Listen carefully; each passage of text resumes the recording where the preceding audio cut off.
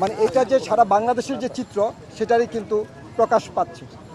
এবং এ পর্যন্ত হিসাব মতো ঢাকা মেডিকেল কলেজ যে পরিচালকের অফিস থেকে যে হিসাব দিয়েছে আমাদেরকে, তাতে দেখা যাচ্ছে যে ৬৬ জন পেশেন্ট তারা ভর্তি থাকা অবস্থায় মারা গিয়েছে। কিন্তু এর বাহিরেও যে হিসাব তারা আমাদেরকে দিতে পেরেছেন সেই হিসেবটি যথেষ্ট নয়। কিন্তু তারপরেও তারা বলেছেন যে অ্যাপ্রক্সিমেটলি মানে আনুমানিক 57 পেশেন্ট, 57 জন পেশেন্ট ব্রড ডেড, তাদেরকে আনা অবস্থায় তারা মারা গিয়েছেন এবং তাদের কোনো হিসাব এখানে নেই। আপনারা অবশ্যই বুঝতে পারছেন যে কী জটিলতা।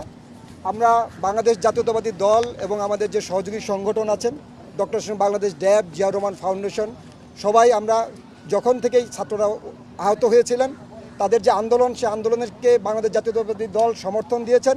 সেই হিসাবে আমরা তাদের চিকিৎসার প্রথম থেকেই ব্যবস্থা করেছিলাম এবং আমরা এখানে এসেছিলাম।